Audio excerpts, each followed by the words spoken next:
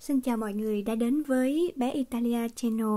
Hôm nay mình sẽ kể cho mọi người một câu chuyện ngắn thôi. Câu chuyện cô bé xin gạo ở cây ATM. Cô bạn tên Tú 15 tuổi, quê bạn ở An Giang.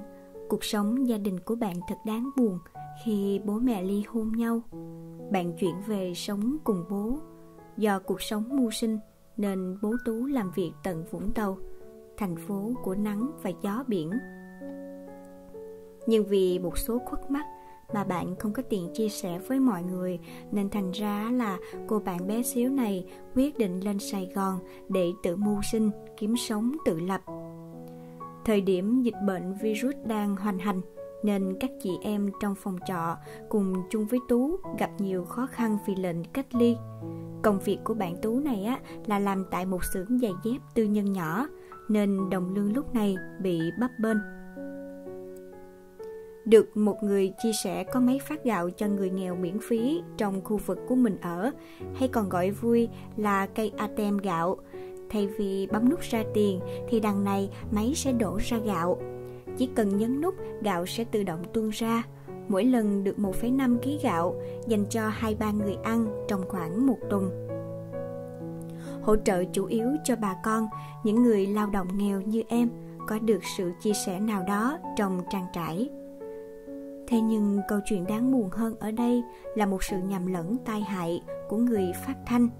Họ bảo với em rằng: mời em di chuyển ra khỏi khu vực lấy gạo. Cô bạn Tú ngơ ngẩn, không hiểu mình làm gì sai.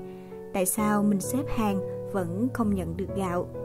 Tại sao không ai lại giải thích điều gì mà cứ thế im lặng cho qua? Cô bé tay cầm chiếc túi ni lông lẩn thẩn ra về trong sự buồn bã. Ngay sau đó, mọi người có biết điều gì xảy ra với em không?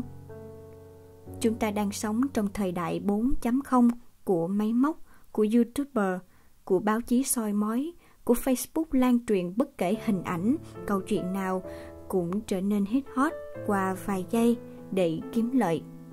Nên họ đã khoanh tạc em vào đối tượng lừa đảo.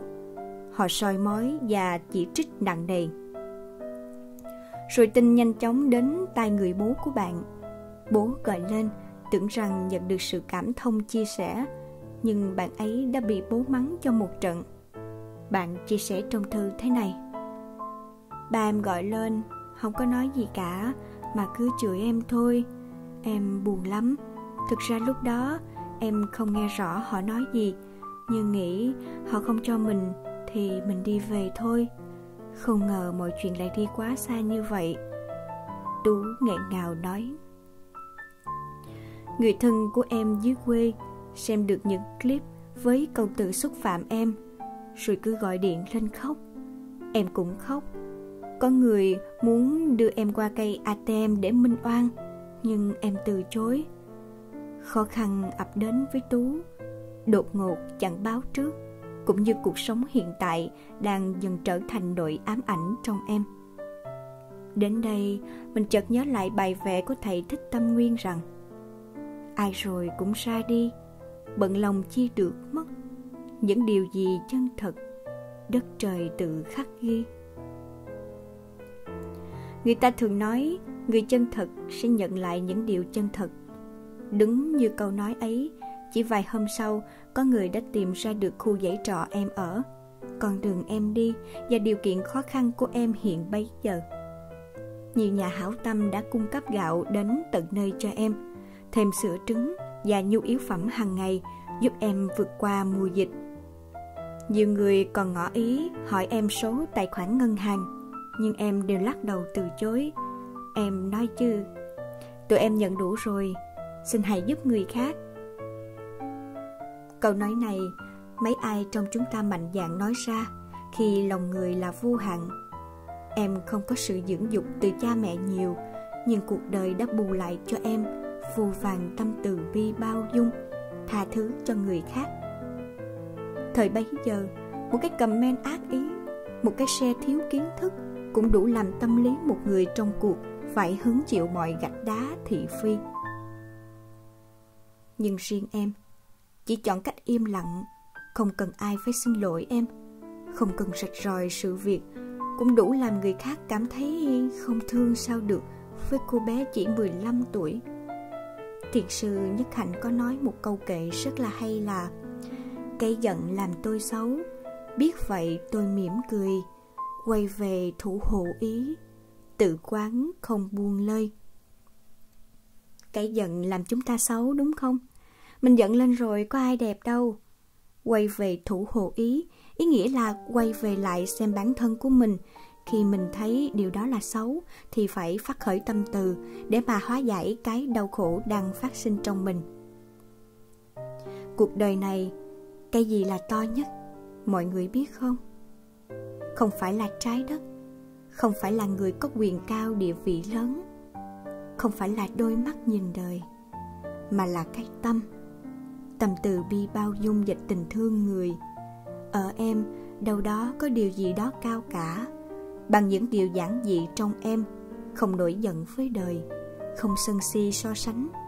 Em chỉ chia sẻ rằng em rất buồn về chuyện này. Em cũng không nghĩ rằng những người đó có thể nói về tụi em như vậy. Cuộc sống của tụi em bị xáo trộn quá nhiều. Tụi em thật sự ổn rồi. Mọi người đừng kêu gọi giúp đỡ tụi em, cũng đừng nhắc đến chuyện này. Hãy để nó lắng xuống, để tụi em tiếp tục cuộc sống của mình. Nói xong, ánh mắt em đăm chiêu buồn, khiến ai cũng phải xót xa chạnh lòng. Mình ngẫm thấy cũng đúng. Biết ai sai mà đổ lỗi bây giờ? Ai là người phải xin lỗi em đây? Người ta có mẹ cha và con cũng vậy mà sao con bỗng thấy mình như trẻ mồ côi. Giờ đây chỉ mình có lẻ loi giữa dòng đời, đau buồn đâu ai thấu, cõi lòng người nào lo. Nếu các bạn thấy hay thì like và subscribe kênh của mình nhé.